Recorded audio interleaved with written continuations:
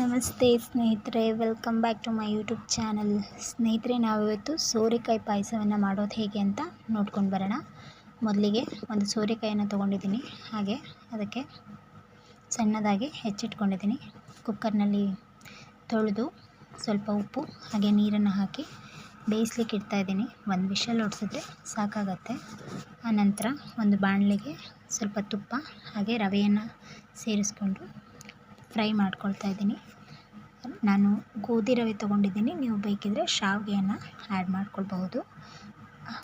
ರವೆ ಇವಾಗ ಫ್ರೈ ಆಗಿದೆ. ಆನಂತರ ಕಾಯಿ ತುರಿ ಹಾಗೆ ಲವಂಗವನ್ನು ತೊಗೊಂಡಿದ್ದೀನಿ. 1 ಕಪ್ ಕಾಯಿ ತುರಿಯನ್ನು ತೊಗೊಂಡಿದ್ದೀನಿ. ಕಾಯಿ ತುರಿ ಹಾಗೆ ಲವಂಗವನ್ನು ಮಿಕ್ಸಿ ಮಾಡ್ಕೊಳ್ತಾ ಇದ್ದೀನಿ. ಹಾಗೆ ಸೋರೆಕಾಯಿ ಕೂಡ ಬೆಂದಿದೆ, ಅದನ್ನು ಕೂಡ ನಾನು ಮಿಕ್ಸಿ ಮಾಡ್ಕೊಳ್ತಾ ಇದ್ದೀನಿ. ನೀವು ಬೇಕಿದ್ದರೆ ಹಾಗೆ ಹಾಕ್ಕೊಳ್ಬಹುದು. ಮಕ್ಕಳು ತಿನ್ನೋದಿಲ್ಲ ಅನ್ನೋ ಕಾರಣಕ್ಕೆ ನಾನು ಸೋರೆಕಾಯಿಯನ್ನು ಮಿಕ್ಸಿ ಮಾಡ್ಕೊಳ್ತಾ ಇದ್ದೀನಿ. ಹಾಗೆ ಹಾಕೋದ್ರಿಂದ ಬಾಯಿಗೆ ಸಿಗತ್ತೆ, ತುಂಬ ಟೇಸ್ಟು ಇರುತ್ತೆ. ಈಗ ಒಂದು ಪಾತ್ರೆಯಲ್ಲಿ ಸ್ವಲ್ಪ ತುಪ್ಪ ಹಾಗೆ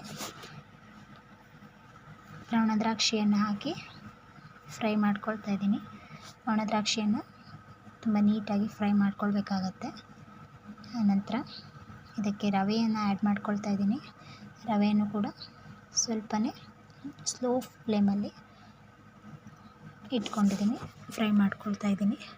ಹಾಗೆ ನಾನು ಸೋರೆಕಾಯನ್ನು ಹಾಕ್ಕೊಳ್ತಾ ಇದ್ದೀನಿ, ಮಿಕ್ಸಿ ಮಾಡಿರುವಂಥ ಸೋರೆಕಾಯನ್ನು ಹಾಕ್ಕೊಳ್ತಾ ಇದ್ದೀನಿ. ಹಾಗೆ ಸ್ವಲ್ಪ ನೀರನ್ನು ಕೂಡ ಆ್ಯಡ್ ಮಾಡ್ಕೊಳ್ತಾ ಇದ್ದೀನಿ. ಆನಂತರ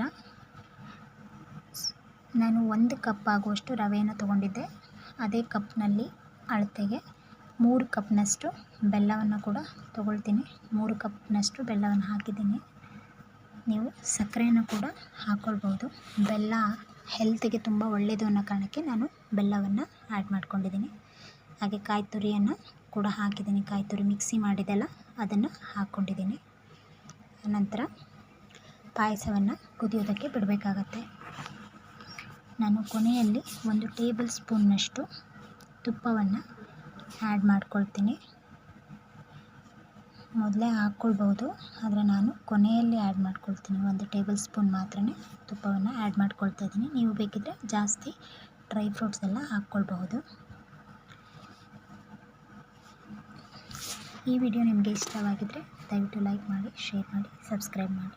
ಥ್ಯಾಂಕ್ ಯು ಫಾರ್ ವಾಚಿಂಗ್. ಧನ್ಯವಾದಗಳು.